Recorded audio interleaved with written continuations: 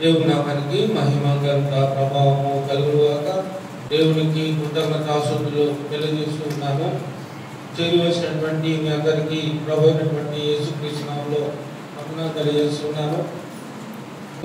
క్రీస్తు యొక్క దేవత్వము అనేటువంటి అంశంలో క్రీస్తును దేవుడు అని అంగీకరించడానికి ఉండవలసినటువంటి కారణాలలో 8 రకాలైనటువంటి కారణాలను మనం ధ్యానం చేశామండి. అందులో ఒకసారి రిపీట్ చేస్తాను. నేను సృష్టికి ముందు ఉన్నవాడే ఉండాలి, తర్వాత కూడా ఉన్నవాడే ఉండాలి. అలాంటి వాడే దేవుడు అనబడటానికి యోగ్యుడు. రెండవది, దేవుడు ఎలా ఉండాలి అంటే పరిశుద్ధుడై ఉండాలి, పాపం లేనివాడై ఉండాలి, నిందారహితుడై ఉండాలి. ఇది రెండో పాయింట్. మూడో పాయింట్, నిత్యజీవము కలవాడై ఉండాలి. నిత్యజీవం కలవాడై ఉండాలి. ఆయన యందు విశ్వాసం ఇచ్చినటువంటి వారికి ఆ నిత్యజీవాన్ని ఇచ్చేవాడే ఉండాలి. అలాంటి వాడు దేవుడు అనబడటానికి యోగ్యుడు. ఇంకా నాలుగో పాయింట్ మనం చూస్తే మరణమును జయించేవాడే ఉండాలి. మరణాన్ని జయించిన వాడే ఉండాలి. తర్వాత ఆయన యందు విశ్వాసం ఇచ్చినటువంటి వారిని మృతులలో నుండి లేపేవాడే ఉండాలి. తర్వాత ఐదవది, సమస్తమునకు సృష్టికర్తే ఉండాలి. అన్ని ఆయన ద్వారానే సృజించబడాలి. అలాంటి వారిని మనం దేవుడుగా అంగీకరించడానికి కారణం ఉంది అనే విషయాన్ని గమనిస్తున్నాం. ఆరవదిగా, మానవుని సృజించిన వాడే ఉండాలి. ఇది మనం గత ఆదివారం మనం ధ్యానం చేసుకున్నాము. మానవుని సృజించిన వాడే ఉండాలి. ఏడవది, సమస్త సృష్టి ఆయనకు లోబడాలి. సమస్త సృష్టి ఆయనకు లోబడాలి. ఎనిమిదవది, మానవుల పాపములను క్షమించువాడే ఉండాలి. ఇన్ని ఉంటే తప్ప ఆయన మనం దేవుడుగా అంగీకరించలేము. ఇప్పుడు 9, 10, 11 పాయింట్లు. 9, 10, 11 పాయింట్లు ఏంటంటే, 9వది, రక్షణను ఇచ్చువాడై ఉండాలి. రక్షణను ఇచ్చువాడై ఉండాలి. క్రీస్తు మనకు ఏమవుతాడు? క్రీస్తు మనకు ఏమవుతాడండి?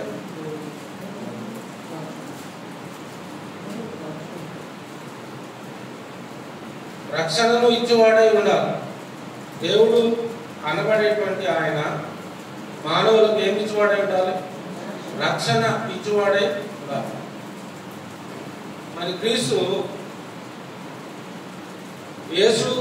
అనేటువంటి ఈ రెండు పేర్లు కలిగినటువంటి ఈయన ఆ పేరులోనే ఆ అర్థాన్ని ఇస్తాము. యేసు అంటే ఏమర్థం అండి? యేసు అంటే అర్థం ఏంటి? రక్షకుడు. క్రీస్తు అంటే అభిషక్తుడు. తర్వాత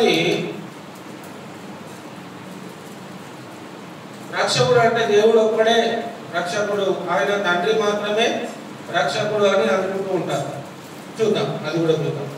దేనిని బట్టి వాళ్ళు తండ్రి అయినటువంటి దేవుడు మాత్రమే రక్షకుడు అని అనుకుంటారు అంటే, ఒక వచనం ఉంది. హోషేయ గ్రంథము 11వ అధ్యాయము 4వ వచనాన్ని గమనించాలి. హోషేయ గ్రంథము 11వ అధ్యాయము 4వ వచనం.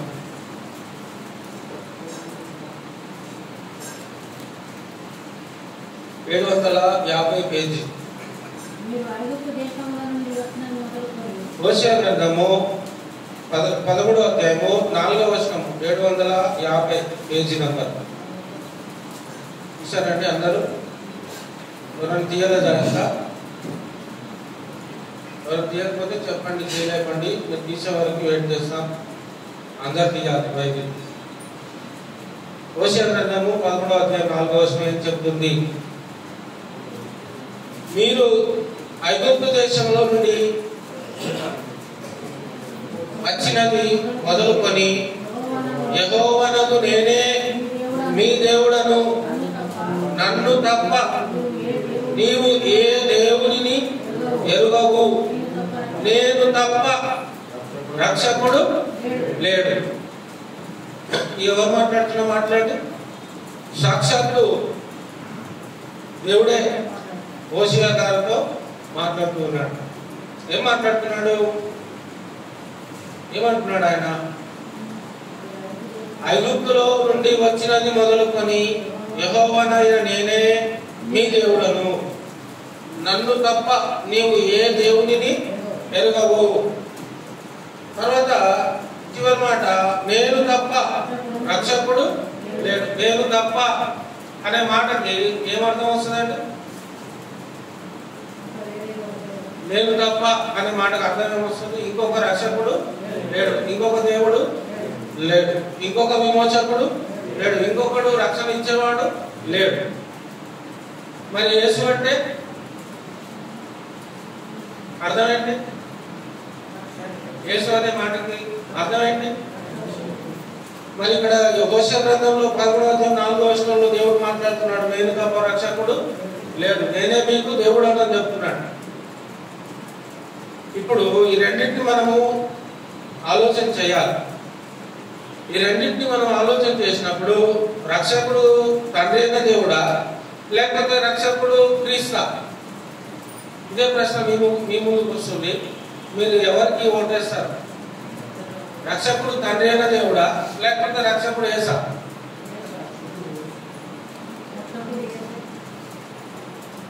ఇప్పుడు తండ్రి ఏమంటున్నాడు అక్కడ? నేను తప్ప రక్షకుడు లేడు. మరి ఇదేంటి? కొత్త నిబంధనలో యేసు అనే మాటకి ఏమర్థం వస్తుంది?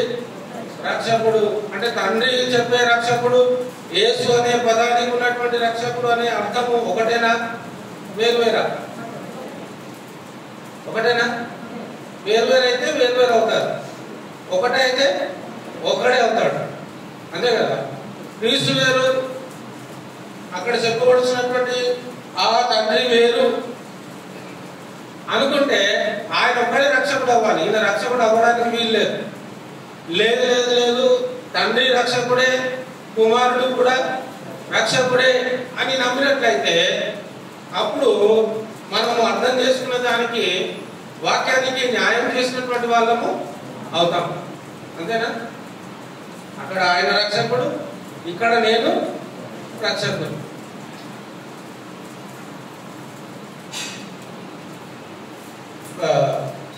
మూవీలో ఒక డైలాగ్ ఉంటుందండి, అది చెప్పొద్దు కానీ ఇక అది సందర్భం వచ్చింది కాబట్టి చెప్పాల్సి వస్తుంది. ఎందుకంటే అందులో సీఎం ఉంటాడు, ఒక యాక్టర్ సీఎం ఉంటాడు. ఏదో పల్లెటూరులో ఏదో ప్రాబ్లం ఉంటుంది, అయితే ఆ ప్రాబ్లం చెప్పడానికి వస్తారు, వాళ్ళ సమస్య చెప్పడానికి సీఎం దగ్గరకు వస్తారు. అయితే వేరే వాళ్ళు ఏం చెప్తారంటే, ఆ ఊరికి మీరు వెళ్ళొద్దు, మీ ప్రాణానికి ప్రమాదం ఉంది అంటే ఆయన ఏమంటాడంటే, అక్కడ ఆ రాష్ట్రానికి కూడా సీఎంను నేనే అంటాడు. అవునా? అంటే ఇక్కడ యేసుక్రీస్తు వారు తండ్రి అయినటువంటి దేవుడు హోషేయతో మాట్లాడుతున్నాడు, నేను రక్షకుని, నేను తప్ప రక్షకుడు నీకు లేడు అని చెప్తున్నాడు. ఇక్కడ యేసుక్రీస్తు ఏం చెప్తున్నారు? ఆయన పుట్టినప్పుడు దేవదూతులు ఏం చెప్తున్నారు ఆయన గురించి అంటే, ఆయన రక్షకుడు అని చెప్తారు. ఇప్పుడు రక్షకుడు అంటే రక్షించేటువంటి వారిని రక్షకుడు అని అనాలి, రక్షించని వారిని రక్షకుడు అనలేరు. కాబట్టి ఇప్పుడు యేసుక్రీస్తు వారు మనల్ని అందరినీ కూడా ఆయన ఏం చేశాడు అంటే రక్షించాడు, విమోచించాడు, విడుదలను అనుగ్రహించాడు. అపవాది యొక్క బానిసత్వంలో నుండి మనల్ని ఆయన బయటకు తీసుకొచ్చాడు. ఇశ్రాయేలు దేవుడు రక్షకుడుగా వారిని విమోచిస్తే ఈ రోజు ప్రపంచంలో ఉన్నటువంటి మనుషులందరినీ కూడా యేసుక్రీస్తు ద్వారా దేవుడు ఏం చేస్తున్నాడు అంటే అందరినీ రక్షిస్తూ ఉన్నాడు. నేను తప్ప వేరొక రక్షకుడు నీకు లేడు. నేను అనే దాంట్లో ఎవరెవరు వస్తారు? ఇప్పుడు తండ్రి వస్తాడు, కుమారుడు వస్తాడు, పరిశుద్ధాత్ముడు వస్తాడు. అంతే కదా? నేను అనే దాంట్లో హోషేయ గ్రంథము 11:4 చివరి వర్షము చివరి లైన్ లో మనం చూస్తున్నప్పుడు, నేను తప్ప నేనే మీ దేవుడను, నేను తప్ప నీవు ఏ దేవుడిని ఎరుగవు. నేను తప్ప రక్షకుడు లేడు. ఇప్పుడు రక్షకుడు ఆయనే అవుతా ఉన్నాడు. ఇప్పుడు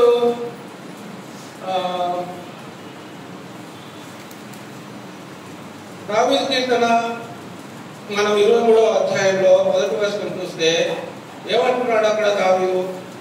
యెహోవా నా కాపరి అంటున్నాడు.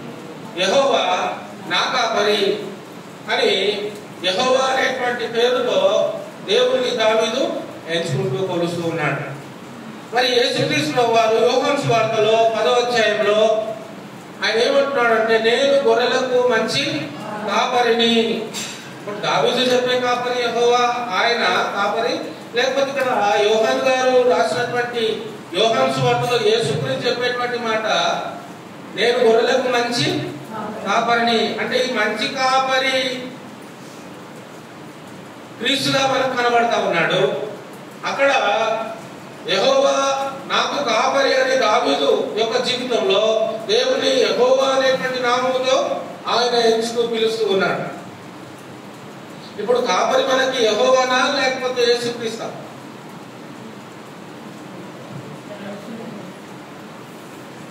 కాపరి ఎవరు ఇప్పుడు మనకి? యేసుక్రీస్తా యెహోవానా?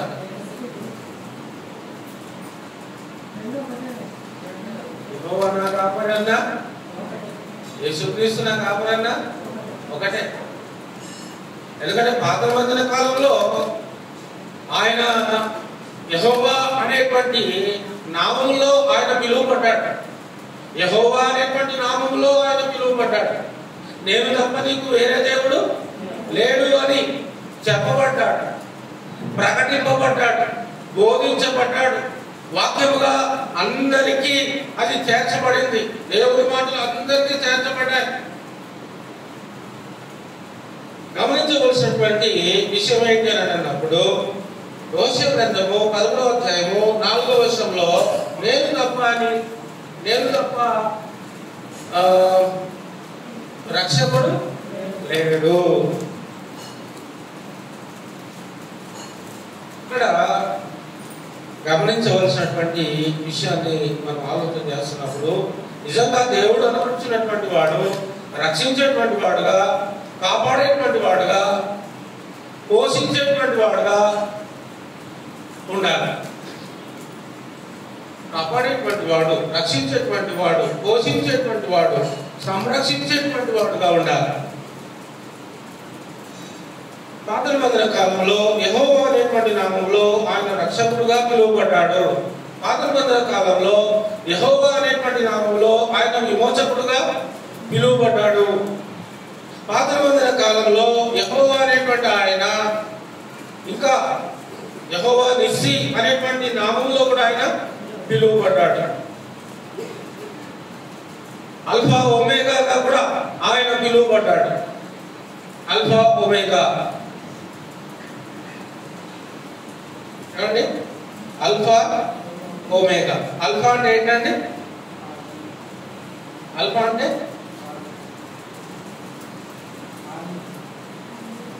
ఆది. అల్ఫా అంటే ఆది. ఒమేగా అంటే అంతం. ఇప్పుడు అల్ఫా అనేటువంటి పదము ఏ భాష నుండి వచ్చింది? ఏ భాష నుంచి అల్ఫా అనేటువంటి పదము? గ్రీక్. ఇప్పుడు ఇంగ్లీష్ భాషలో ఎన్ని పదాలు ఉంటాయి? ఎన్ని అక్షరాలు ఉంటాయి? ఇంగ్లీష్ లెటర్స్ లో ఎన్ని అక్షరాలు ఉంటాయి? 26. 26లో మొదటి అక్షరం పేరేంటండి? ఏ. చివరి అక్షరం పేరేంటి? అట్లా గ్రీకు భాషలో అల్ఫా అనేది మొదటి అక్షరము, ఒమేగా అనేది చివరి అక్షరం గ్రీక్ భాషలో. ఇంగ్లీష్ భాషలో ఏ మొదటి పదము, జెడ్ చివరి పదం. తెలుగు భాషలో మొదటి పదం ఏంటి? ఆ. చివరి పదం ఏంటి?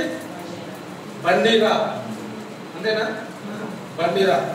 మొదటి అక్షరం చివరి అక్షరము. తెలుగులో ఆ బండిరా అయితే, ఇంగ్లీష్ లో ఏ జెడ్ అయితే, గ్రీక్ లో అల్ఫా ఓమేగా. ఇప్పుడు యేసుక్రీస్తు వారు ఏ భాషలో చెప్తున్నాడు?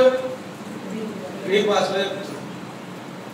అల్ఫా ఒమేగా అనేటువంటి ఆ మాటకి ఆది అంతం. అంటే ఇంకా క్లియర్ గా చెప్పాలంటే A to Z నేనే, అంతేనా? A to Z,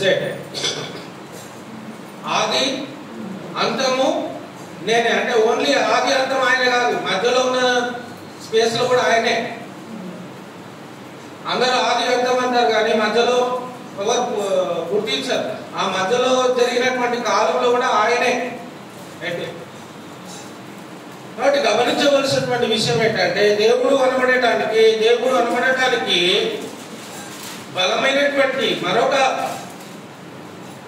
విషయాన్ని మనం ఇక్కడ ఆలోచన చేస్తున్నప్పుడు, రక్షకుడు అనేటువంటి కోణంలో మనం ఆలోచన చేస్తున్నప్పుడు, మరి నేనే మీకు రక్షకుణ్ణి, నేను తప్ప మీకు రక్షకుడు లేడు అని చెప్పినటువంటి ఆయన కొత్త నిబంధన కాలంలో మనం ఆలోచిస్తున్నప్పుడు లూకాసు వార్త 2వ అధ్యాయం 11వ వచనము, లూకాసు వార్త 2వ అధ్యాయం 11వ వచనము, లూకాసు వార్త 2వ అధ్యాయము 11వ వచనము, దావీదు పట్టణమందు నేడు రక్షకుడు మీ కొరకు పుట్టి ఉన్నాడు, ఈయన ప్రభు అయిన క్రీస్తు. దావీదు పట్టణమందు నేడు రక్షకుడు మీ కొరకు పుట్టి ఉన్నాడు. శరీరధారిగా ఆదియందు శరీరధారిగా ఉన్నటువంటి క్రీస్తు రక్షకుడుగా మనకి కనబడుతున్నాడు. పాత నిబంధన కాలంలో యెహోవా అనేటువంటి నామంలో ఆయన రక్షకుడుగా కనబడతా ఉన్నాడు. పుట్టిన తర్వాత రక్షకుడు కాదు, పుట్టక ముందు కూడా ఆయన రక్షకుడు అని చెప్తున్నాడు. అంటే క్రీస్తు శరీరధారిగా పుట్టక ముందు కూడా ఆయన ఏమై ఉన్నాడు అంటే రక్షకుడుగా ఉన్నాడు. లేడా? ఉన్నాడు. ఎలా మనం చెప్పగలము అంటే ఆయన చెప్పేటువంటి మాటలు మనకి సాక్ష్యాన్ని ఇస్తా ఉన్నాయి, రుజువులని ఇస్తా ఉన్నాయి.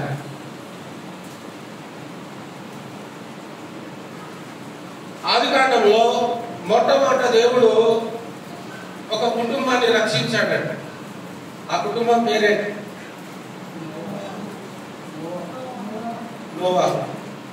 దాని తర్వాత మరొక 2 కుటుంబాలను రక్షించాడండి. ఆ కుటుంబాల పేర్లేంటి?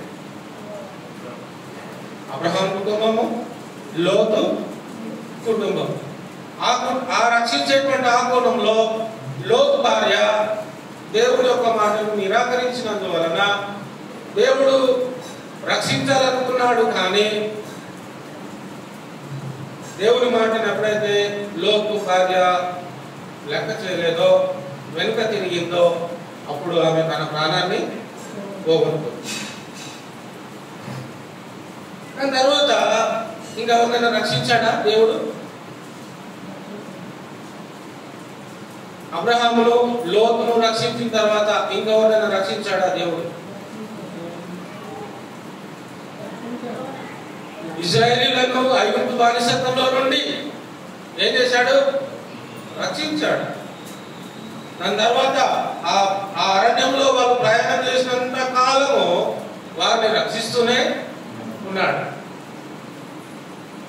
దాని తర్వాత వచ్చినటువంటి రాజులు, న్యాయాధిపతులు, రాజులు, యాజకులు, ప్రధాన యాజకులు, దేవుని యందు భయభక్తులు కలిగినటువంటి భక్తులను సింహాల బోర్లలో వేసిన, అగ్ని గంధకంలో వేసిన, అగ్నికుండంలో వేసిన, సింహకుండంలో వేసిన, సజీవ సమాధి చేసిన, ఎన్నో దినాలు ఆహారం లేకుండా వారిని ఇబ్బంది పెట్టిన, చెరసాల్లో బంధించిన, కొత్త నిబంధనలో చెరసాల్లో బంధించినా కూడా దేవుడు ఏం చేశాడు అంటే దేవుడు వారిని రక్షించాడు. యేసుక్రీస్తు ప్రభువు వారు ఈ లోకానికి రావడానికి కారణం ఏంటి అంటే మనలను, పాపులను రక్షించడానికి ఆయన ఈ లోకానికి వచ్చాడు. పాపులను రక్షించడానికి ఆయన ఎవరు? ఇది నా ప్రశ్న. పాపులను రక్షించడానికి ఆయన ఎవరు? యేసుక్రీస్తు ఎవరు?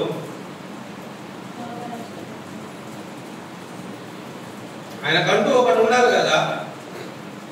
ఆయనకంటూ ఒక హోదా ఉండాలి కదా, ఆయనకంటూ ఒక సెల్ఫ్ రెస్పెక్ట్ అనేది ఒకటి ఉండాలి కదా, ఆయనకంటూ ఒక మహిమ ఉండాలి కదా. ఆ మహిమను గుర్తించవలసినటువంటి అవసరం ఈరోజు ప్రతి విశ్వాసికి ఉండాలి, ఉండి తీరాలి. ఒక వ్యక్తి పాపాలను క్షమించగలిగేటువంటి కెపాసిటీ ఒక దేవునికి మాత్రమే ఉంటుంది అనేటువంటి అవగాహన ప్రతి ఒక్కరికి లోకంలో ఉండాలి. అందుకే యేసుక్రీస్తు లోకానికి రావడానికి కారణం ఏంటంటే పాపను రక్షించడానికి మాత్రమే ఆయన ఈ లోకానికి శరీరధారిగా వచ్చాడు. ఆయన ఏంటి అంటే ఆయన దేవుని కుమారుడుగా ఈ లోకంలోనికి వచ్చాడు. ఆయన అసలు పేరు ఏంటంటే ఆయన అసలు పేరు దేవుడు. ఓకేనా? ఆయన అసలు పేరేంటి? దేవుడు. పెట్టబడిన పేరేంటి ఈ లోకంలో వచ్చిన తర్వాత? యేసు క్రీస్తు, దేవుని కుమారుడు. ఆమేన్ అనేటువంటి నామము కలిగిన వాడు, సజీవుడుగా పిలువబడినవాడు, విమోచకుడుగా పిలువబడినవాడు, రక్షకుడుగా పిలువబడినటువంటి వాడు. ఎన్నో పేర్లు ఉన్నాయి, సుమారుగా 1000 పేర్లు. ఆయన ఎన్ని పేర్లు అండి? అక్షరాల 1000 పేర్ల కంటే ఎక్కువ ఉన్నాయి యేసుక్రీస్తుకి. 1000 పేర్ల కంటే ఎక్కువ పేర్లు ఉన్నాయి. కానీ మెయిన్ పేరు ఏంటంటే దేవుడు. మెయిన్ పేరు ఏంటంటే అనేది దేవుడు. దాని తర్వాతనే యేసు క్రీస్తు. అలాంటి దేవుడు ఈ శరీరాన్ని ధరించుకొని యేసుగా క్రీస్తుగా ఈ లోకంలో జన్మించి మన పాపముల విషయమై ఆయన మరణించాడు. ఆయన మరణించిన చేత మనకి రక్షణ అనేది వచ్చింది. మార్క్స్ వార్త 16వ అధ్యాయము 15-16 వచనాలు గమనించినట్లయితే, మార్క్స్ వార్త 16వ అధ్యాయము 15-16 వచనాలు ఏం చెప్తుంది? మార్క్స్ వార్త 16వ అధ్యాయము 15-16 వచనాలు. మరియు మీరు సర్వలోకములకు వెళ్ళి సర్వ సృష్టికి సువార్తను ప్రకటించుడి. సువార్తను ప్రకటించుడి అంటే ఏ సువార్తను ప్రకటించాలి? వీళ్ళు శిష్యులు ఏ సువార్తను ప్రకటించాలి? క్రీస్తు సువార్తని ప్రకటించాలి. క్రీస్తు సువార్త ప్రకటిస్తే రక్షించబడతారా? ఆ సువార్తను నమ్మిన వారు రక్షించబడతారా అంటే అవును. క్రీస్తు సువార్తను నమ్మిన వారు, క్రీస్తు సువార్తను నమ్మి బాప్తిజం పొందిన వాడు ఖచ్చితంగా రక్షించబడతాడు అని యేసుక్రీస్తు వారే ఈ మాటలు చెప్తూ ఉన్నాడు. అంటే క్రీస్తు సువార్తను విన్నవాడు, క్రీస్తు సువార్తను విశ్వసించిన వాడు, క్రీస్తు సువార్తను విశ్వసించి బాప్తిజం పొందినటువంటి వాడు ఖచ్చితంగా రక్షించబడతాడు. ఒక వ్యక్తి పాపములను క్షమించి రక్షించాలి అంటే ఆ వ్యక్తి సామాన్యమైన వాడై ఉండకూడదు. అంతే కదా?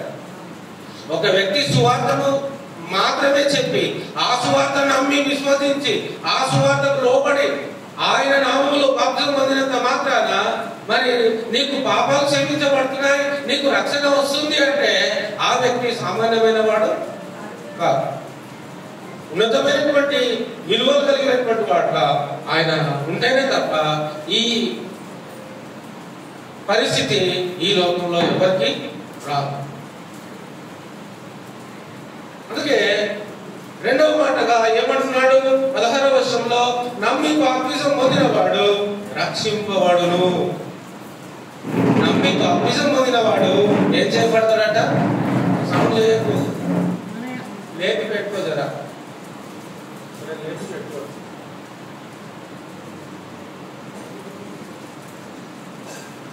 సువార్తను నమ్మి బాప్తిజం పొందితే రక్షణ అంటున్నాడు. ఒకవేళ నమ్మకపోతే ఏంటి? క్రీస్తు సువార్తను నమ్మకపోతే, క్రీస్తు సువార్తను నమ్మకుండా విశ్వసించకుండా బాప్తిజం పొందకుండా ఉంటే ఏంటి పరిస్థితి అంటే శిక్షింపబడతాడు. అంటే క్రీస్తు యొక్క సువార్తకి అంత శక్తి ఉందా అంటే అవును, అంత శక్తి ఉంది. ఎలా ఉంది అంత శక్తి అంటే ఆయన సృష్టికర్త కాబట్టి, ఆయన సృష్టికర్త కాబట్టి ఆయన సువార్తకి అంత శక్తి చూడండి ఒకసారి రోమా పత్రిక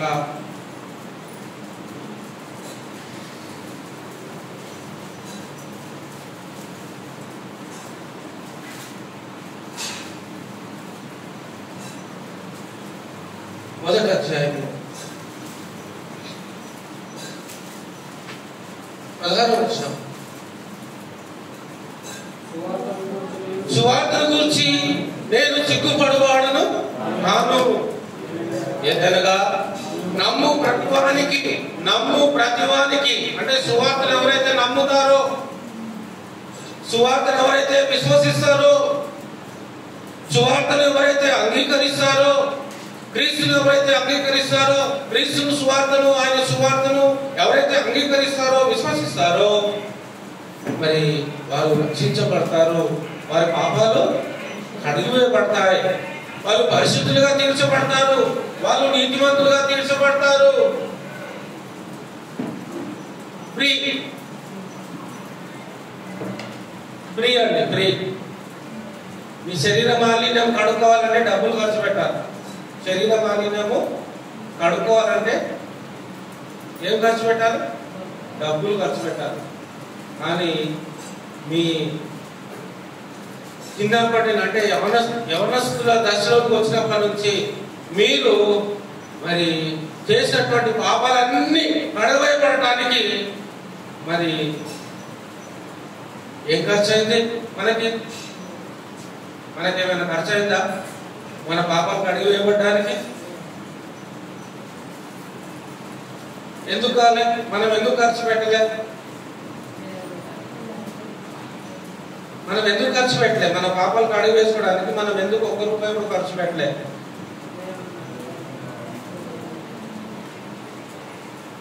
ఈరోజు ప్రపంచంలో పాపాలు కడిగి వేయబడటానికి కొన్ని వందల వేల కిలోమీటర్లు లక్షలు ఖర్చు పెట్టిపోతా ఉన్నారు. వాళ్ళ పాపాలు కడుక్కోవడానికి లక్షలు ఖర్చు పెట్టి పోతా ఉన్నారు. ఎక్కడికో వెళ్ళి ఆ కార్యక్రమాన్ని వాళ్ళు చేసుకుంటూ ఉన్నారు. కానీ ఇక్కడ దేవుడు ఏం చెప్తున్నాడు? నువ్వు పలానా స్థలానికి వెళ్ళి పలానా నదిలో మునిగితేనే నీ పాపాలు కడగబడతాయని చెప్తున్నాడా? లేదు. అది ఏంటి అంటే కృప అంటారు. దాన్నే ఏమంటారు? కృప. ఇంకొక విచిత్రమైన సంగతి ఏంటంటే ఆయనే కృపామయుడుగా ఆయన పిలువబడ్డాడు. అంటే మనకి యోగ్యత లేకపోయినా కూడా ఆయన ఉచితంగా ఆయన మన పాపాలను కడిగి వేయగలడు, శుభ్రపరచగలడు, నీతిమంతులుగా తీర్చగలడు, యథార్థవంతులుగా తీర్చగలడు, పరిశుద్ధులుగా ఆయన తీర్చగలడు. ఎందుకు ఆయనే చేయగలడు ఇవన్నీ అంటే ఆయనే మనల్ని సృష్టించిన వాడు కాబట్టి. ఆయన ఎందుకు కడగాలి మన పాపాలంటే ఆయన మనల్ని పుట్టించాడు కాబట్టి ఆ బాధ్యత ఆయనే తీసుకున్నాడు. అదే మన మీదకి ఏదైనా వచ్చిందనుకో మనం సాధ్యమైనంత వరకు మన పక్కన ఉన్నటువంటి వారికే ఆ భారాన్ని వేయడానికి ప్రయత్నము చేస్తూ ఉంటాం. నా బదులు నువ్వు వెళ్ళి మాట్లాడు. అక్కడ ఏం జరగబోతుందో మనకు తెలుసు. అక్కడ చెంప మీద కొట్టినా కొడతారని మనకు తెలుసు. అక్కడ కాళ్ళతో తంతారని కూడా మనకు తెలుసు. కానీ మనం ఏం చేస్తాము? వెళ్ళడానికి ధైర్యాన్ని చూపించాం. మన స్థలంలో ఎవరైనా నా పక్షంగా పోతే బాగుండు అని పంపిస్తాం. అంతేనా? అలాగే యేసుక్రీస్తు ప్రభువు వారి లోకానికి రాలేదు, బలవంతంగా ఆయన రాలేదు, ఒకళ్ళు పంపిస్తే రాలేదు. ఇది గమనించాలి మనం. ఒకళ్ళు తండ్రి పంపిస్తే రాలేదు. ఆయన అనుమతాలుగా వచ్చాడు ఈ లోకానికి, ఇష్టపూర్వకంగా వచ్చాడు ఈ లోకానికి, ఇష్టపూర్వకంగా తన ప్రాణాన్ని పెట్టడానికి వచ్చాడు ఈ లోకానికి. బలవంతంగా కాదు. బలవంతంగా పెడితే ఆయనకు విలువ ఉండదు. అంతే కదా? బలవంతంగా ఏదైనా ఎవరైనా పని చేస్తే దానికి విలువ ఉంటుందంటారా? ఎలా చేయాలి? ఇష్టంగా చేయాలి. ఆసక్తితో చేయాలి. ఆసక్తితో చేసేది ఇష్టంగా చేసేటువంటి పని సక్సెస్ఫుల్ అవుతుంది, అది విజయానికి తీసుకొని వెళ్తా ఉంది.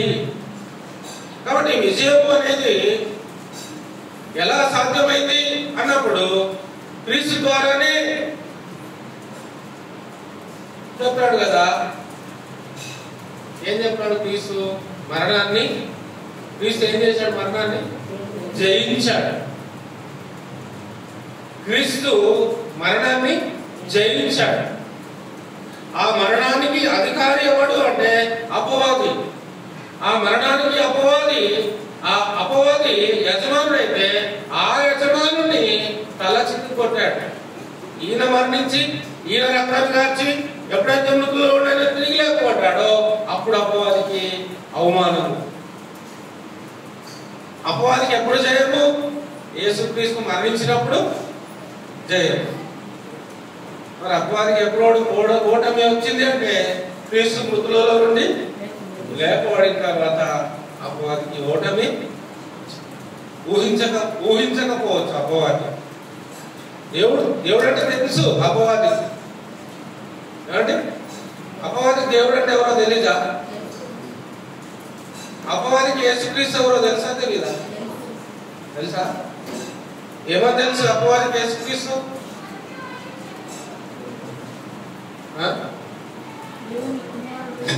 అపవాదికి యేసుక్రీస్తు ఏమని తెలుసు? పొద్దున ప్రేయర్లో ఉంటే అర్థమైంది మనకి. ఈరోజు పొద్దున ప్రేయర్లో అదే చెప్పుకున్నాం. అపవాదికి యేసుక్రీస్తు ఏమర్థమైంది?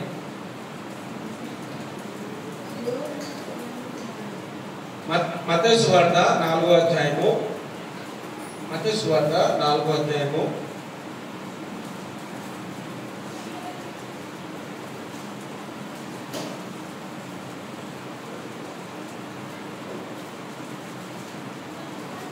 3వ వచనం.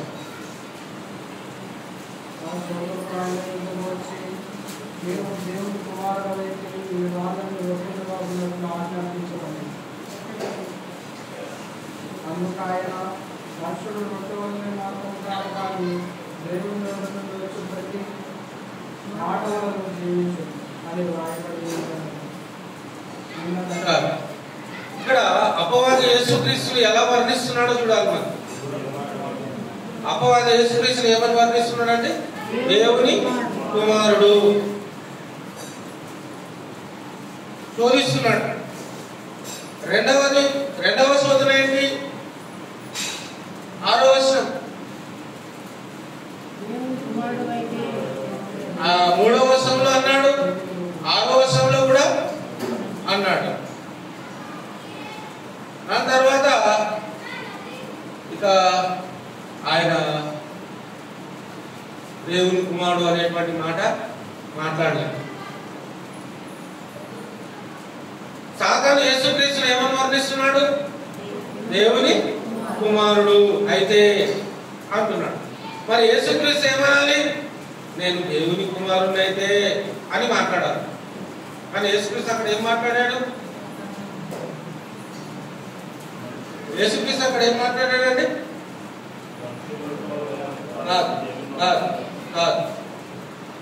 ఓకే, అది కూడా మాట్లాడాడు. 8-9 వచనాలు, 10 వచనాలు. మరలా అపవాది 8-9-10 వచనాలు. మరలా అపవాది మిగుల ఎత్తైన ఒక కొండ మీదికి ఆయనను తోడుకొని పోయి ఈ లోక రాజ్యములన్నిటినీ వాటి మహిమను ఆయనకు చూపి, నీవు సాగిలపడి నాకు నమస్కారం చేసిన ఎడల వీటన్నిటినీ నీకు ఇచ్చేదనని ఆయనతో చెప్పగా, యేసు వారితో, సాతానా కొమ్ము, ప్రభువైన నీ దేవునికి మ్రొక్కి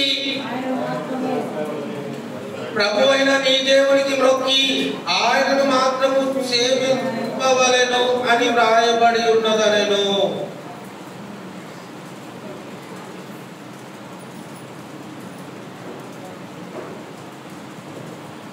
ఇక్కడ యేసుక్రీస్తులో వారు మాట్లాడేటువంటి మాటకు అర్థం ఏమై ఉండొచ్చు? అపవాది ఏమంటున్నాడు యేసుక్రీస్తు దగ్గరకు వచ్చి, నీవు దేవుని కుమారుడు అయితే నాకు సాగిలపడి నమస్కారము చెయ్యి, ఈ లోక రాజ్యాలన్నీ నేను నీకు ఇచ్చేస్తాను. మరి యేసుక్రీస్తు వారు ఏమంటున్నారు? 7వ వచనం కూడా చూడాలి. 7వ వచనం కూడా, అందుకు యేసు, ప్రభు అయిన నీ దేవుని నీవు శోధింపవలదని మరి ఒక చోట వ్రాయబడి ఉన్నదని వారితో చెప్పాను. అపవాది ఎవరిని శోధిస్తుంది? దేవుని కుమారుణ్ణి శోధిస్తుంది. మరి యేసుక్రీస్తు ఎవరిని శోధించొద్దంటున్నాడు? యేసుక్రీస్తు ఎవరిని శోధించొద్దంటున్నాడు? దేవుని శోధించొద్దంటున్నాడు. ఇక్కడ శోధింపబడేది ఎవరు? దేవుడా, యేసుక్రీస్తా? ఇప్పుడు యేసుక్రీస్తు దేవుని కుమారుడా లేకపోతే దేవుడా? ఇక్కడ అంటే దేవుడు అని చెప్పుకుంటున్నాడు ఆయన. ప్రభు అయిన నీ దేవునికి మొక్కి ఆయనను మాత్రము సేవించు. వాస్తవానికి అపవాదే యేసుక్రీస్తుకి ఏం చేయాలి? మొక్కాలి, సాష్టాంగపడి నమస్కారం చేయాలి. వాడి ఇంతకుముందు డ్యూటీ ఏంటో తెలుసా? అపవాది డ్యూటీ ఇంతకుముందు పరలోకంలో ఆయనకు సాష్టాంగపడి నమస్కారం చేసినోడు. ఎవరెవరికి నమస్కారం చేసినోడు? అపవాది ఒకప్పుడు పరలోకంలో యేసుక్రీస్తుకి సాష్టాంగపడి నమస్కారం చేసినోడు, ఆరాధించినోడు, గణపరిచినోడు. శరీరధారిగా వచ్చాడు. ఈ యేసుని గుండెలో వేసుకుంటే ఇక నాకు అడ్డేమీ లేదు. యేసుక్రీస్తు ఒక్కడు నాకు సాగిల పడితే ఇక నేను పరలోకానికి కూడా కింగ్ అయిపోవచ్చు అనుకున్నాడు. భూమి మీద కింగ్ ఉండొచ్చు అపవాది, భూమి మీద అన్ని తన స్వాధీనంలో ఉండొచ్చు, కానీ నువ్వు సాష్టాంగపడి నాకు నమస్కారం చేయాలంటే నన్ను ఆరాధించు అంటున్నాడు. ఇన్ని రోజులు నేను నిన్ను ఆరాధించినా కదా పరలోకంలో, ఇన్ని రోజులు నేను నిన్ను ఆరాధించినా కదా పరలోకంలో. ఇక్కడ భూమి మీద నువ్వు వచ్చావు, భూమి అంతా నాది, నా రాజ్యంలో నడుస్తున్నాయి అంతా, ఈ భూమి మీద అంతా నా రాజ్యం నడుస్తుంది. ఎక్కడ చూసినా అబద్ధము, మోసము, పాపపు కార్యాలు, ఎక్కడ చూసినా అబద్ధము, మోసము, ఇవన్నీ కూడా లోకంలో జరుగుతూ ఉన్నాయి. నా రాజ్యమే నడుస్తుంది ఈ లోకంలో. కాబట్టి నువ్వు ఈ లోకానికి వచ్చావు, నాకు నువ్వు నమస్కారం చేస్తే ఈ లోకాన్ని నేను నీకు ఫ్రీగా ఇచ్చేస్తా అంటావు. ఫ్రీగా.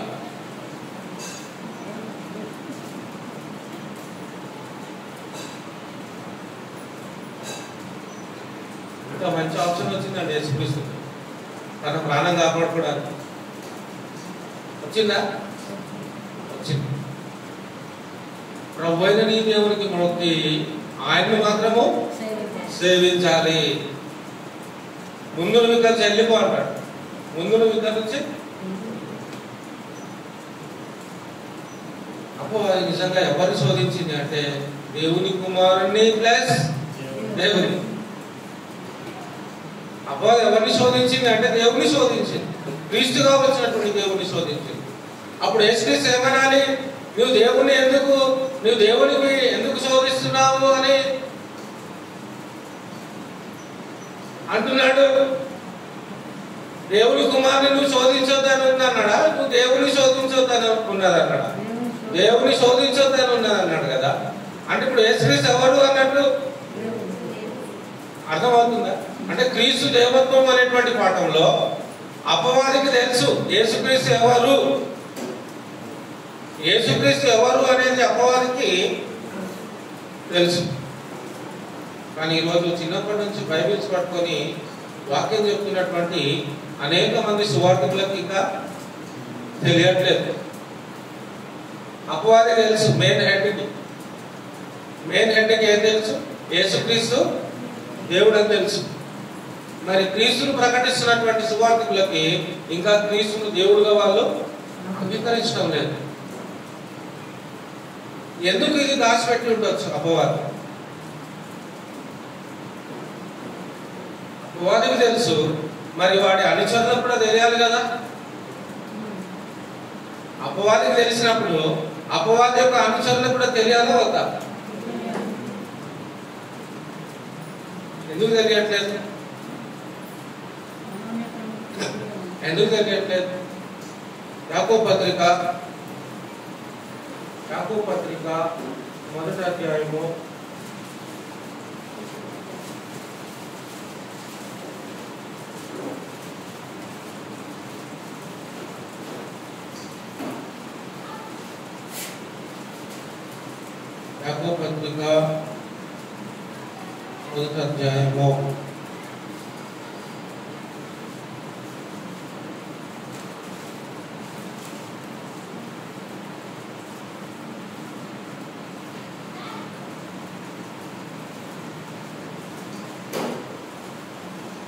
20-21 వచనాలు.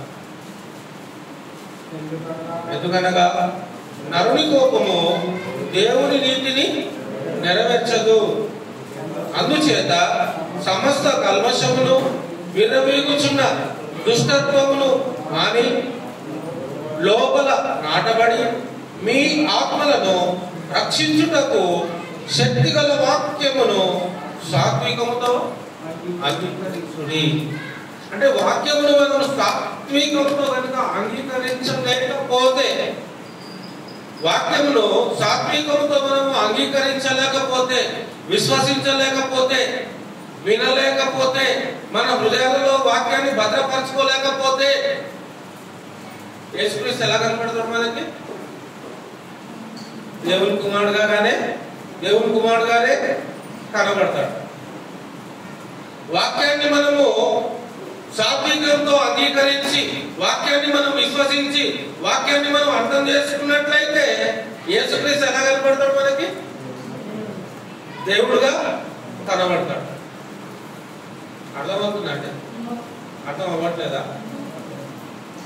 ఎందుకంటే వాక్యమే చెప్తుంది. ఏమని? వాక్యము దేవుడై ఉండేది వాక్యమే చెప్తుంది. ఇంకా మనం నమ్మకపోవడానికి ఇంకేంటి? వాక్యమే చెప్తుంది. వాక్యము దేవుడై ఉండేది అని చెప్తుంది.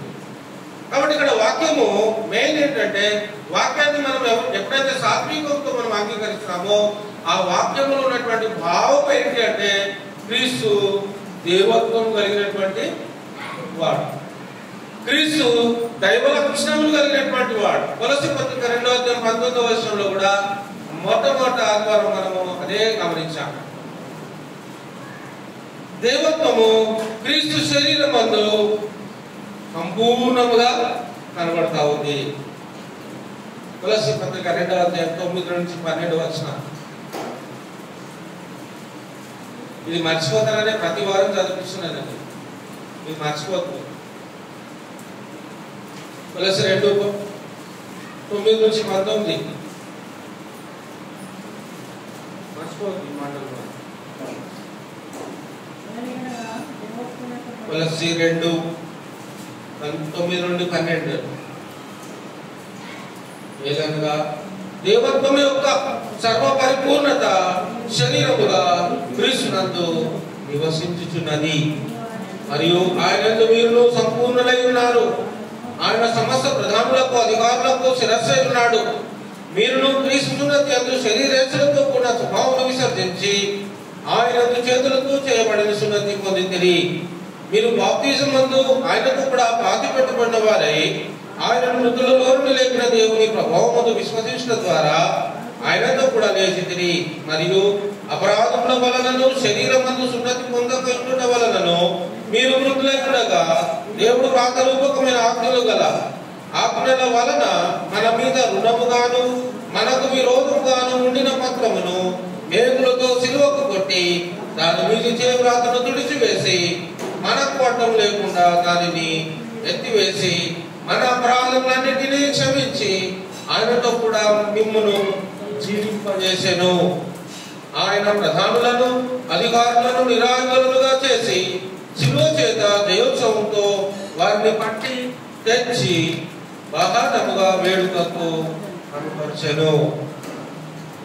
క్రీస్తు ద్వారా దేవుడు జరిగించినటువంటి కార్యము మానవుల ఎడల, మానవుల పాపముల ఎడల ఆయన ఒక పరిష్కారాన్ని చేస్తూ ఉన్నాడు. ఇది శాశ్వతమైనటువంటి పరిష్కారం. ఆయన చేసినటువంటి పరిష్కారము కొంతకాలం నుండి మారిపోయేటువంటిది కాదు. ఈ సృష్టి ఉన్నంత వరకు ఈ సృష్టిలో పుట్టబోయేటువంటి మానవులందరి కొరకు ఆయన ఒక్కసారే తన ప్రాణాన్ని అర్పించాడు.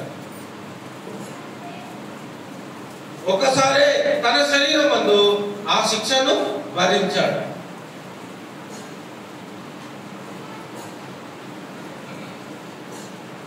నిజమైనటువంటి దేవుడు ఎలా ఉండాలి అంటే మన మీదికి రావాల్సినటువంటి శాపాన్ని ఆయన మీదికి వేసుకోవాలి. మొట్టమొదటి ఫస్ట్ అర్థమవుతుందా? నిజమైనటువంటి దేవుడు ఎవరు అంటే మన మీదికి రావాల్సినటువంటి శాపాన్ని ఫస్ట్ ఆయన మీద వేసుకోవాలి.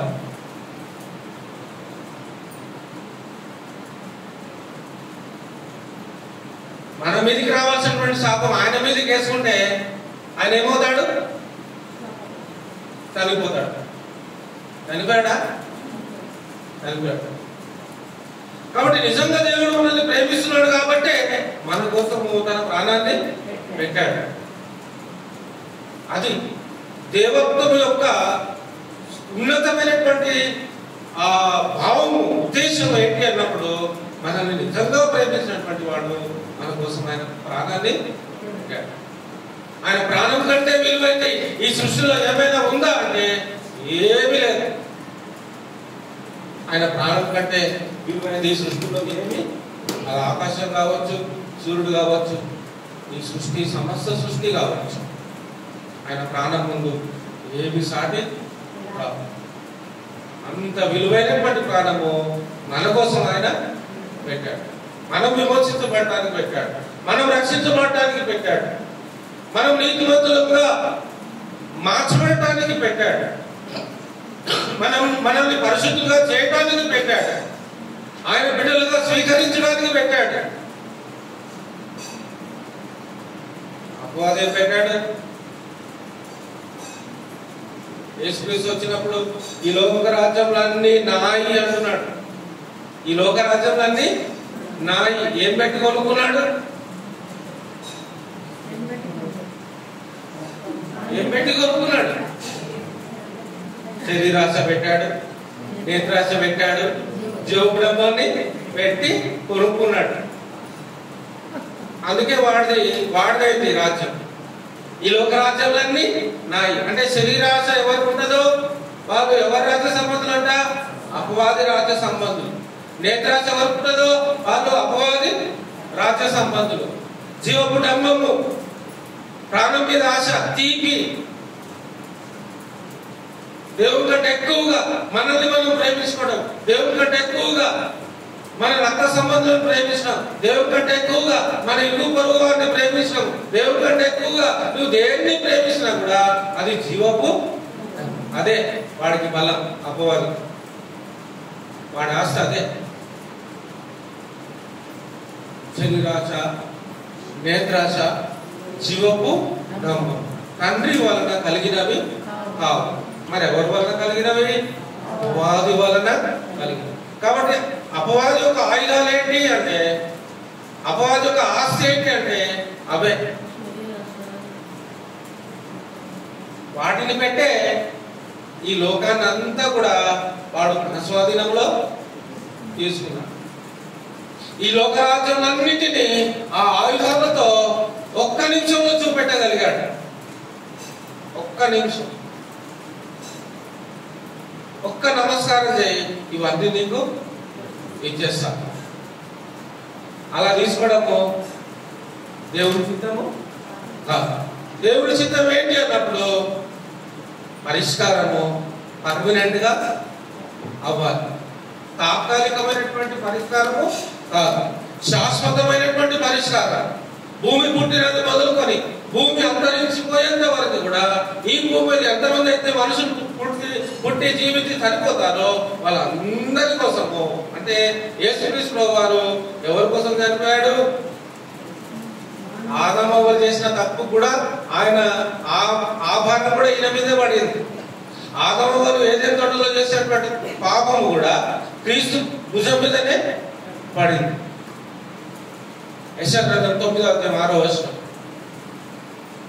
యెషయా గ్రంథము 9వ అధ్యాయము 6వ వచనం.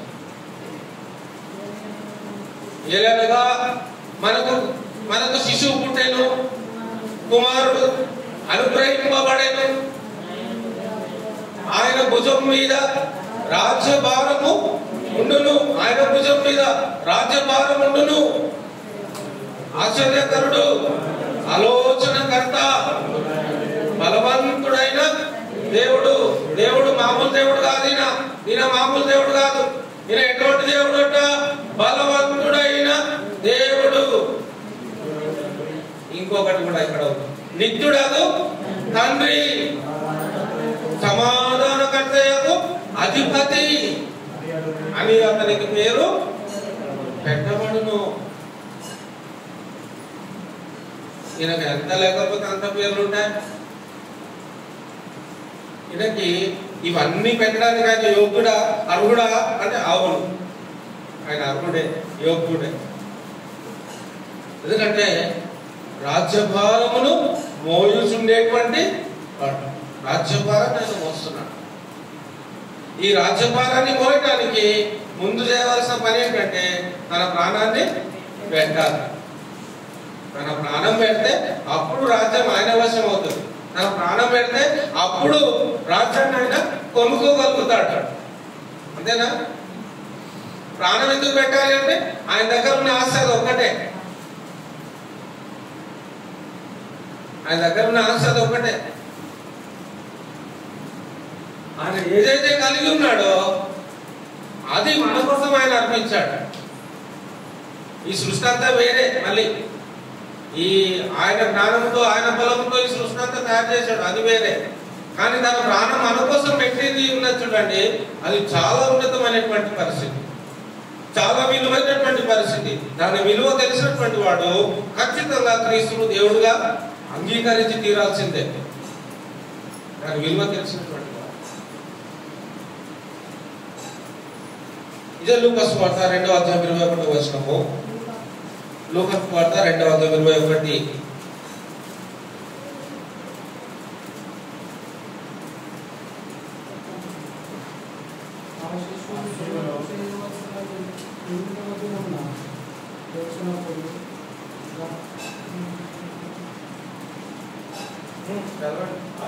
సున్నతి చేయవలసిన వచ్చినప్పుడు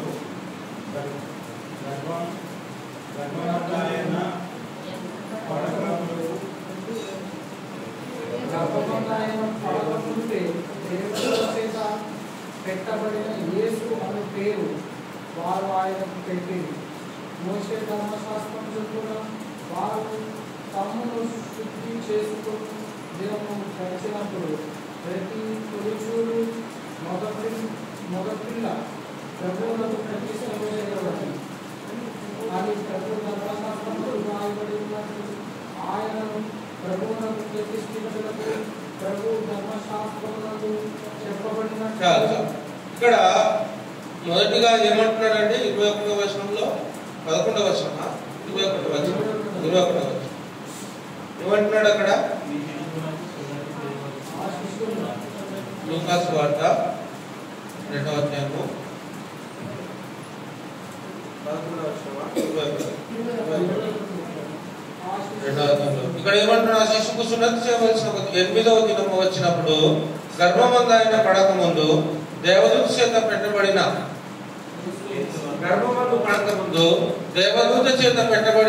యేసు అను పేరు వారు ఆయనకు పెట్టిరి.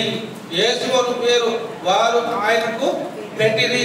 యేసుక్రీస్తు శిష్యుడుగా ఈ లోకంలో జన్మింపబడ్డప్పుడు గర్భమందు ఉన్నప్పుడే దూతల ద్వారా ప్రకటింపబడినటువంటి నామము, దూతల ద్వారా తెలియపరచబడినటువంటి నామము, ఈ పేరే పెట్టాలి అని దూత ద్వారా చెప్పబడింది. మరియా మరియు యోసేపు ఆలోచించి బాగా ప్రార్థన చేసి పెట్టిన పేరు కాదని, ఆ పేరు దేవుడే ఆ పేరు పెట్టాలని దూతల ద్వారా చెప్పించాడు. ఈ పేరే పెట్టాలి మీరు. ఎందుకంటే ఆ పేరుకు వచ్చేటువంటి అర్థం, ఆ పేరుకు వచ్చేటువంటి అర్థం ఆయనకి ఏ అర్థమైతే వస్తుందో పుట్టబోయేటువంటి వానికి కూడా ఆ పేరు కూడా అదే అర్థము రావాలి. అర్థమవుతుందా?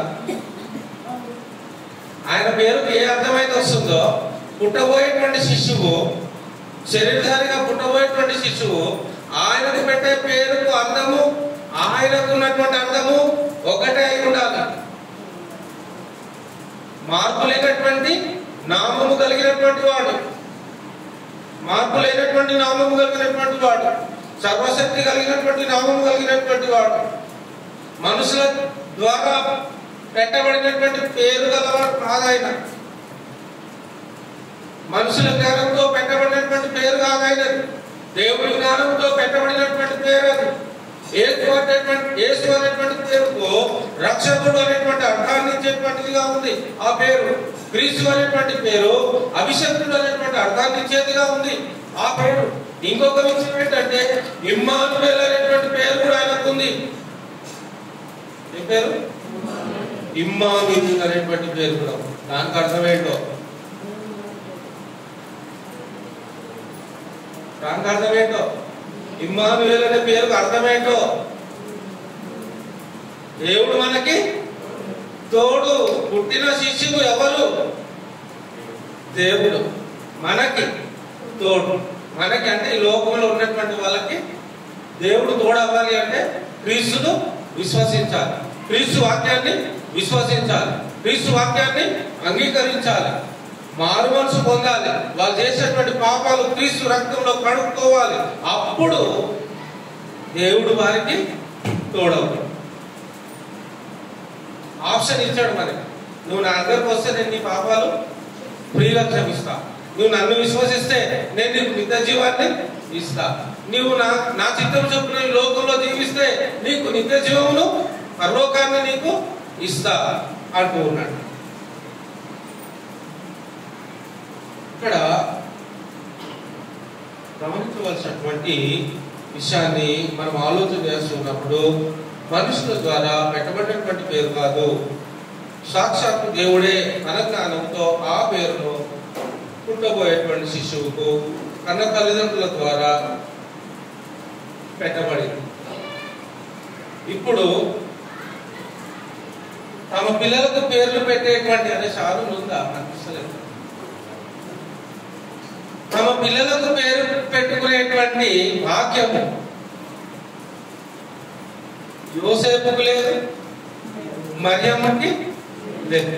మొదటి సంతానం క్రీస్తుకు పేరు పెట్టేటువంటి భాగ్యము యోసేపుకు లేదు, మరియమ్మకు లేదు. కానీ మనకు పుట్టిన పిల్లలకి మనం ఏం చేస్తున్నాం? పెడుతున్నామా? పెడుతున్నాం. మనకు నచ్చిన పేరు పెడుతున్నాం. అంటే బైబిల్లో ఉన్నటువంటి పేర్లు మనం పెట్టడం అనేది జరుగుతుంది. ఇక్కడ క్రీస్తు విషయంలో యోసేపుకు మరియమ్మకు లేనటువంటి భాగ్యము దేవుడు నీకు నాకు ఇచ్చాడు. మన పిల్లల విషయంలో ఏ విషయంలో అంటే పేరు పెట్టే విషయంలో మన పిల్లలకి మనం పేర్లు పెట్టే అధికారం దేవుడు మనకి ఇచ్చాడు. కానీ యేసుక్రీస్తుకు పేరు పెట్టే అధికారం యోసేపుకి ఇవ్వలే, మరియమ్మకి ఇవ్వలే. ఎందుకు ఇవ్వలే? ఎందుకు ఇవ్వలే? ఆయన దేవుడు కాబట్టి ఇవ్వలేదు. మనిషి దేవునికి పేరు పెట్టలేడు. మనిషి దేవునికి పేరు పెట్టలేడు. దేవునికి పేరు పెట్టాలంటే ఆ పేరు ఆయన నోటి నుండే రావాలి. అందుకే అపవాదితో ఏమంటాడు? అపవాదితో యేసుక్రీస్తు ఏమంటాడు? అపవాది అంటాడు నీవు రాళ్ళు రొట్టెలు చేసుకొని తిను అంటే యేసుక్రీస్తు ఏమంటాడు? మనుషుడు రొట్టె వలన మాత్రం కాదు దేవుడి నోటి నుండి వచ్చి మాట వలన.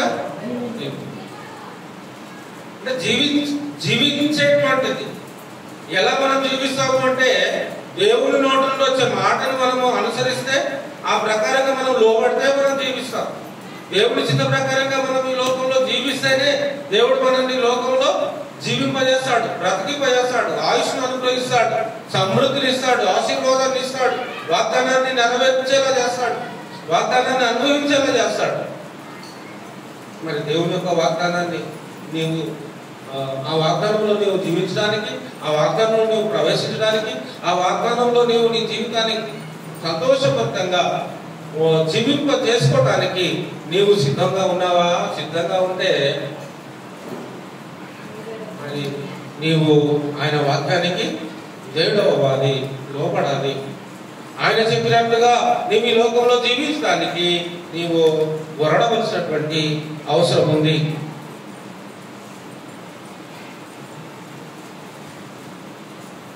తర్వాత దేవుడు అనబడేటువంటి వారికి ఏముండాలి అంటే రక్షణ ఇచ్చేటువంటి వాడే ఉంటేనే మరి అతను దేవుడుగా పిలువబడతాడు.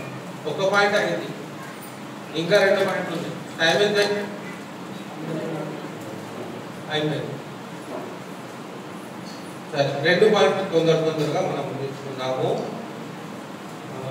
రక్షణ ఇచ్చేవాడు. తర్వాత ఆయనకు సమస్తము సాధ్యమై ఉండాలి. అసాధ్యమైతే ఏది ఉండకూడదు.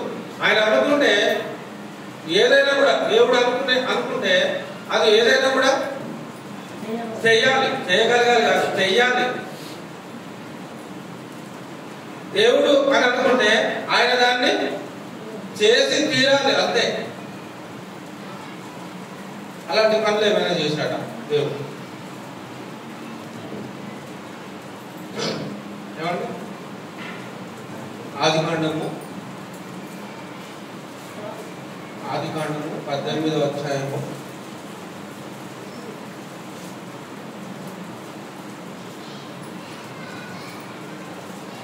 18వ అధ్యాయము 12, 13, 14. ఆదికాండము 18వ అధ్యాయము, ఆదికాండం 18వ అధ్యాయము 12 నుండి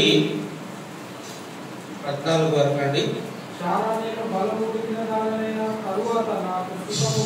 సారా అనుకుంటుంది, నేను బలము ఉడికిన దాననైనా తరువాత, నేను బలము ఉడికిన దాననైన తరువాత నాకు సుఖము కలుగునా? నా యజమానుడును వృద్ధుడై ఉన్నాడు కదా అని తనలో నవ్వుకొనేను. అంటే మనుషులకి అసాధ్యమైనటువంటి కొన్ని కార్యాలు దేవుడు మానవుని యొక్క జీవితాల్లో చేశాడు. మనకి అసాధ్యమైనటువంటి కొన్ని పనులను దేవుడు మన యందు భయభక్తులు కలిగినటువంటి వారి జీవితాల్లో అసాధ్యమయ్యేటువంటి పనులను సుసాధ్యముగా చేశాడు. అందుకు నిదర్శనమే సారా, అబ్రహాము గారు వృద్ధాప్యమందు దేవుడు చెప్పినటువంటి మాట వారికి ఏంటి అంటే, నేను మీకు సంతానాన్ని ఇస్తాను. ఎప్పుడు? యవన ప్రాయంలో అంటున్నాడా? వృద్ధాప్యమందు అంటున్నాడు. వయస్సు ఉడిగిన తర్వాత అంటున్నాడు. ఇంకా కొన్ని రోజుల్లో ప్రాణం పోయేటువంటి పరిస్థితుల్లో అంటా ఉన్నాడు. ఇంకేముందిలే, జీవితం అయిపోయింది అనుకునేటువంటి దినాలలో అబ్రహాము, సారా వాళ్ళు ఉన్నారు. అలాంటి దినాలలో దేవుడు మాట్లాడుతున్నాడు, మీకు నేను గర్భఫలాన్ని, పిల్లలు లేరు పాపం. అబ్రహాం గారికి మరి కుటుంబంలో పిల్లలు లేరు. కానీ తన తమ్ముడైనటువంటి లోతుకు మాత్రము పిల్లలు ఉన్నారు. బాధ అనిపించదా? ఒక అన్నగా నా తమ్మునికి పిల్లలు ఉన్నారు, నాకు పిల్లలు లేదు. నా తమ్ముని పిల్లలు నాకంటే హైట్ అయిపోయారు, నాకు ఇంకా పిల్లలే పుట్టాలి. పుట్టాల్సినటువంటి వయస్సు కూడా అయిపోయింది. అసలు అబ్రహాము దాని గురించి మర్చిపోయి ఉంటాడు. ఇంకా నాకు లైఫ్ లో ఇంకా నాకు పిల్లలు పుట్టారు అనేటువంటి నిర్ణయానికి వచ్చేసి ఉంటాడు అబ్రహాము. అలాంటి సమయంలో దేవుడు అతనికి ప్రత్యక్షమయ్యాడు. ప్రత్యక్షమైనప్పుడు దేవుడు ఎంత శక్తి కలిగినటువంటి వాడు అనేది అబ్రహాము గ్రహించుకున్నాడు. గ్రహించుకున్న తర్వాత ఏం మాట్లాడుతున్నాడో చూద్దాం. మనం ఇప్పుడు అవన్నీ వద్దు కానీ డైరెక్ట్ మనం కొటేషన్లోకి వెళ్ళిపోదాము. అది ఎక్కడంటే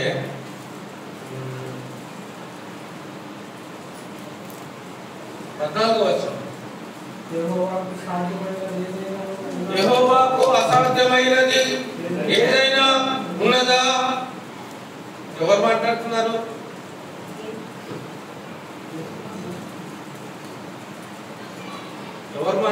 ఈ మాటలు? దేవుడు మాట్లాడుతున్నాడు. అబ్రహాము సారాలతో మాట్లాడుతున్నాడు. యెహోవాకు అసాధ్యమైనది ఏదైనా ఉన్నదా? మీదటికి ఈ కాలమున నిర్ణయ కాలమందు నీ యొద్దకు తిరిగి వచ్చేదను.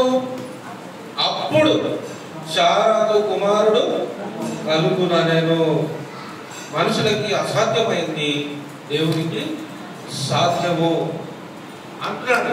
అంటే అసాధ్యాన్ని సుసాధ్యము చేయగలిగినటువంటి దమ్మున్నవాడు మాట్లాడుతున్న మాటలేదు. మళ్ళీ చెప్తున్నాను, అసాధ్యాన్ని సుసాధ్యముగా చేసేటువంటి దేవుడు మాట్లాడుతున్నటువంటి మాటలు ఇవి. మనకి అసాధ్యం అనుకున్నటువంటి పనులు దేవుడికి సమస్తము సాధ్యము అనేటువంటి చెప్పుకుంటున్నటువంటి వాడు ఆయన. అది మీకు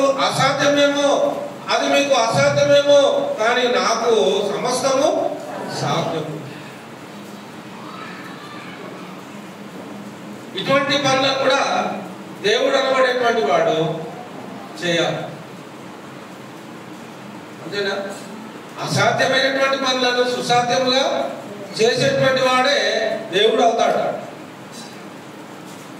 సముద్రాన్ని తన మాట ద్వారా 2 ముక్కలుగా చేసినటువంటి వాడు దేవుడు అవుతాడు.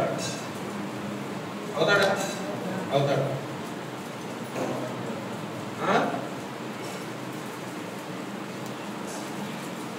దాని తర్వాత మనం గమనించినట్లయితే మత్తయి సువార్త 19వ అధ్యాయము 25-26 వచనాలు. మత్తయి సువార్త 19వ అధ్యాయము 25-26.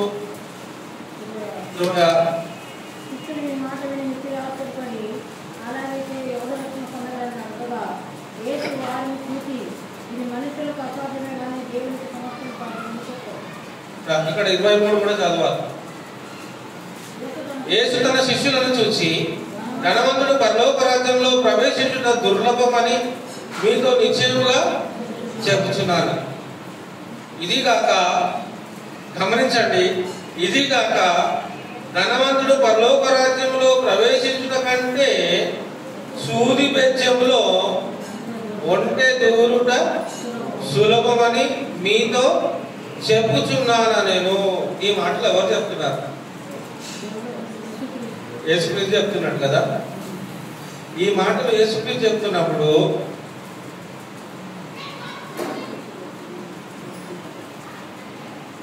ఒంటెను సూది బెజ్జంలో నుండి పంపిస్తాడట. ఎవరు? మనం కాదు. అది మన వల్ల అయ్యే పని కాదు. కానీ అది ఎవరి వల్ల అయ్యే పనట? దేవుడు వల్ల అయ్యే పనట. సూది బెజ్జం ఎంత ఉంటుంది, ఒంటె ఎంత ఉంటుంది? ఏమండి? సూది బెజ్జం ఎంత ఉంటుంది, ఒంటె ఎంత ఉంటుంది? అసలు ఏమైనా సంబంధం ఉందా? ఇప్పుడు అలాంటి మాటలు ఎవరైనా మాట్లాడితే తీసుకోండి ఇంకా అయిపోయింది అని అంటారు. ఏమండి? ఇక తీసుకపోవచ్చు, ఇక అయిపోయింది అది.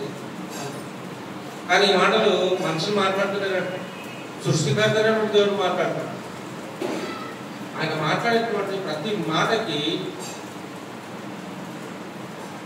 ఖచ్చితంగా భావము ఉంటుంది. ఖచ్చితంగా భావం ఉంటుంది. భావం లేని ఆయన మాట్లాడాడు. అర్థం లేని మాటలు ఆయన ఏమి మాట్లాడు. ఏం మాట మాట్లాడినా దాని అర్థము పరమార్థము ఉంటుంది. అందులో ఆయన ఉద్దేశం ఉంటుంది. అందులో ఆయన ఏం చెప్పాలనుకుంటున్నాడు, ఏ పాయింట్ లో దాన్ని జ్ఞాపకం చేస్తూ ఏ పాయింట్ ని మనలో రైజ్ చేయాలనుకుంటున్నాడు అనేది ఆయన చెప్పేటువంటి పాయింట్ లో ఉంటుంది. నిజంగా ఈ ఉపమానాలు ఆయన ఎన్ని చెప్పాడో అన్ని ఆయన చెప్పినట్లుగా ఉపమానాలు ఈ సృష్టి సృజింపబడినప్పటి నుంచి ఇప్పటి వరకు కూడా క్రీస్తు చెప్పినటువంటి ఉపమానాలు ఏ వ్యక్తి కూడా చెప్పలేకపోయాడు. ఏ వ్యక్తి కూడా చెప్పలేకపోయాడు. ఎంత జ్ఞానం కలిగిన వాడైనప్పటికీ కూడా అలాంటి వాళ్ళు కూడా చెప్పలేకపోయారు. ఎవరైనా చెప్పాలంటే బైబిల్లో చూసే చెప్పాలి, కానీ చూడకుండా అయితే చెప్పలేదు. ఒక చెప్ప కొడితే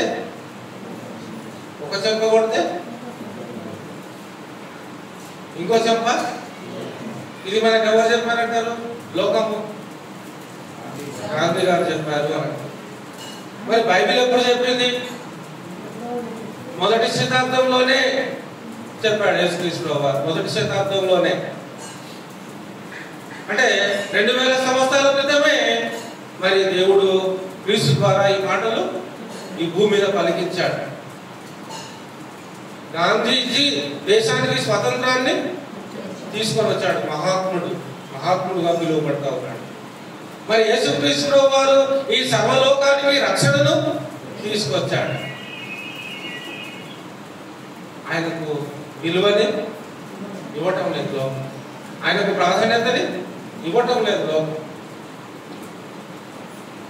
ఆయన యొక్క ఔన్నత్వాన్ని, ఆయన యొక్క దేవత్వాన్ని, ఆయన యొక్క మహిమను, ఆయన యొక్క మానవుని యొక్క జీవితంలో అసాధ్యమైనటువంటి అన్ని పనులను సుసాధ్యముగా జరిగించేటువంటి ఆయన ఏమవ్వాలి? మనిషి కుమారుడు అవ్వాలా, దేవుడు అవ్వాలా? ఇది కూడా మనం గమనించవలసినటువంటి అవసరం ఉంది. మనుషులకు అసాధ్యమే కానీ దేవునికి సమస్తము. ఆ ఒంటెను కాదు, ఒంటెను సూది బెజ్జంలో దూరడం కాదు. ఆయన తలుచుకుంటే పెద్ద కొండను కూడా సూది బెజ్జంలో నుండి పంపేయగలడు. నేను అనుకుంటున్నాను. ఏమండి? అంటే ఇక్కడ గొప్పగా చెప్పడం కాదు, కానీ ఆయనకు అది సాధ్యము అంతే. ఆయన అంటున్నాడు అంటే అది ఆయనకి సాధ్యం. దేవుని బిడ్డలమైనటువంటి మనము ఆయనను గుర్తించగలుగుతున్నప్పుడు, ఆయనను అర్థం చేసుకోగలుగుతున్నప్పుడు, ఆయనలో ఉన్నటువంటి ప్రభావమును, ఆయనలో ఉన్నటువంటి మహిమను, ఆయనలో ఉన్నటువంటి దేవత్వాన్ని మనం నిజంగా రుచి చూచినటువంటి వారంగా మనం ఎప్పుడైతే జీవిస్తామో ఆయనను ఎప్పుడు కూడా మనం విడిచి వెళ్ళిపోమంట. ఎప్పటి కూడా మనం విడిచి వెళ్ళిపో. పాట కూడా ఉంది కదా, రుచి చూచి ఎరిగి తిని యెహోవా ఉత్తముడు అని. రుచి చూసావు, ఎరిగా ఉత్తముడు తెలుసుకున్నావు. కొన్ని కష్టాలు, కొన్ని ఇబ్బందులు రాగానే ఆ రుచి కలిగినటువంటి ఆయన నీకు చేదైపోయాడు. ఏమైపోయాడు? చేదైపోయాడు. అప్పుడు ఏం చేస్తున్నాం మనం? విడిచిపెట్టాడు. పాట మాత్రం పాడుతున్నాం. లోపల ఇన్నర్ ఫీలింగ్ ఎలా ఉంది అంటే చేసావులే, ఇచ్చావులే. ఇన్నర్ ఫీలింగ్ లోపల, బయటికి చెప్పుకోకపోవచ్చు.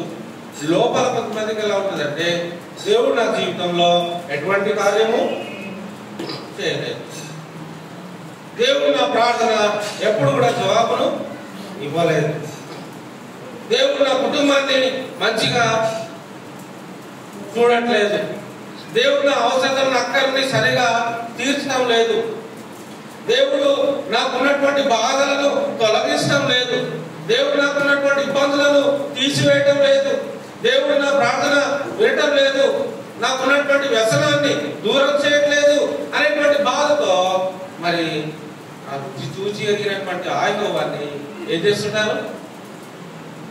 కాకరకాయ కూరలాగా పక్కకి పెడుతుంటారు. అంతేనా? అందరికి ఇష్టం అండి కాకరకాయ కూర. ఏం చేస్తుంది కాకరకాయ కూర? కాకరకాయ ఏం చేస్తుంది? మనకి ఆరోగ్యాన్ని ఇస్తుంది. కానీ అది ఎలా ఉంటుంది? రుచి చాలా కమ్మగా ఉంటుందా? ఏదైనా కూడా కూరగాయల్లో మనకు మేలు చేసేటువంటిది రుచిగా ఉండదు. పొట్లకాయ ఒకటి, అది మనకు మేలు చేస్తుంది. పొట్లకాయ తెప్పించాం. ముల్లంగి ఒకటి, కాకరకాయ ఒకటి, ఇంకా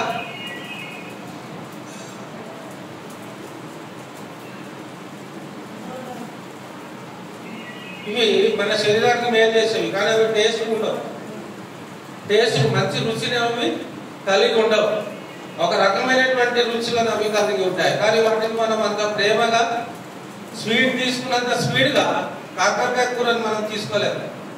స్వీట్ కూల్ డ్రింక్ కానీ స్వీట్ కానీ తీసుకున్నంత స్వీట్గా కాకరకాయ కూరని మనము తీసుకోలేము. ఎందుకంటే అది ఎలా ఉంటుంది, చేదుగా ఉంటుంది. కానీ తీసుకుంటే నీకు అది మేలు. ఈరోజు దేవుడు, దేవుని పదాలు, దేవత్వము, క్రీస్తు అన్నప్పుడు, క్రీస్తు సువార్త అన్నప్పుడు మనుషులకి చేదుగానే, ఆ చేదైనప్పటికీ కూడా నీవు దాన్ని స్వీకరిస్తున్నప్పుడు అది నీ ఆత్మకి మేలు. అదే ఆయన చెప్తున్నాడు. అందుకే ఇంకా మనం గమనించినట్లయితే గెత్సెమనే సమరయ స్త్రీతో యేసుక్రీస్తు వారు నేనిచ్చు నీళ్లు తాగువాడు ఎప్పటికీ జీవిస్తాడు. నేనిచ్చు నీళ్లు వాడి నీటిలో ఉబికెడి ఊటగా, వాడిలో ఉబికెడి ఊటగా ఉన్నాడు. అంటే ఊరించేటువంటిది, మన యొక్క ఆత్మీయతను పెంచేటువంటిది, దాని యొక్క శాతాన్ని అభివృద్ధి చేసేటువంటిది, ఆత్మ సంబంధమైనటువంటి జీవితంలో అభివృద్ధి చేసేటువంటిది ఏంటి అంటే క్రీస్తును గురించినటువంటి మాట మన హృదయంలో ఉండాలి. క్రీస్తును గురించినటువంటి మాట మన హృదయంలో ఉంటే మనం జీవిస్తాం. దేవుని నోట నుండి వచ్చే మాట వలన నరులు బ్రతుకుతారు. రొట్టె వలన మనిషి బ్రతకడు, దేవుని నోటి నుండి వచ్చే మాట వలన బ్రతుకుతాడు. మన బ్రతుకు మన రొట్టె మీద ఆధారపడలేదు, మన బ్రతుకు దేవుని మాట మీద ఆధారపడి, మన జీవితము ఆయన మాట మీద ఆధారపడదు. ఇంకా చెప్పాలి అంటే మన జీవితము క్రీస్తు మీద ఆధారపడు. క్రీస్తు అనుమతించకపోతే, ఈ లోకంలో బ్రతకడానికి క్రీస్తు అనుమతి లేకపోతే మనం చనిపోయి చాలా సంవత్సరాలు అయిపోయి ఉండేది. మన బ్రతకడం క్రీస్తు అనుమతి లేకపోతే మనం చనిపోయి చాలా సంవత్సరాలు అసలు పుట్టే వాళ్ళమే కాదు. పుట్టాలన్నా ఆయన కావాలి, చనిపోవాలన్నా ఆయన కావాలి. ఆయన ఏమన్నాను, పుట్టించాను అంటాడు మోసే గారు. ఇక్కడ 90 కీర్తనలు ఆయన ఏమన్నాను, పుట్టించాను, నేను ఎక్కడి నుండి వచ్చాను, నేను మరలా తిరిగి అక్కడికే వెళ్ళాలి, నేను దేవుని దగ్గర నుండి వచ్చాను, తిరిగి నేను దేవుని దగ్గరికి వెళ్ళాలి. యోబు కూడా అదే సాక్ష్యం ఇస్తా ఉంటాడు. యెహోవా ఇచ్చాను, యెహోవా తీసుకోలేను. ఇంతకీ యోబుకి ఇచ్చింది ఏంటి? యెహోవా యోబుకి ఇచ్చింది ఏంటి? యెహోవా ఇచ్చాను, యెహోవా తీసుకోలేను. యెహోవా ఇచ్చింది ఏంటి యోబు అంటే? పిల్లలు, గర్భఫలము ఆయన ఇచ్చు బహుమానము, కుమారుడు యెహోవా అనుగ్రహించు స్వాస్థ్యము అంటాడు. ఇది సాక్ష్యముగా మనం ఈ లోకంలో కలిగి ఉండాలి. అంటే నా పిల్లలు నేను కష్టపడితే పుట్టిన వాళ్ళు కాదు, నా పిల్లలు దేవుడు నాకు ఇచ్చిన బహుమానము, నా పిల్లలు దేవుడు నాకు ఇచ్చిన స్వాస్థ్యము అనేటువంటి ఆలోచనతో అబ్రహాం ఉన్నాడు, మోసే ఉన్నాడు, యోబు ఉన్నాడు, భక్తులు ఉన్నారు. మరి ఈరోజు క్రీస్తును వెంబడించేటువంటి మనము ఎంతవరకు ఆ రకమైనటువంటి ఆలోచన అవగాహనతో మనం ఉన్నాము? ఇచ్చినంతసేపు బాగానే ఉన్నాము, వెళ్ళిపోయిన తర్వాత ఇంకా ఇజ్రాయేలు తిరుగుబాటు చేసినట్టుగా దేవుని మీద మనము తిరుగుబాటు చేయకూడదు. దేవా నీ చిత్తమైతే నా జీవితంలో ఈ కార్యాన్ని చెయ్యు అని మనం బ్రతిలాడుకోవాల్సినటువంటి పరిస్థితి ఉంది.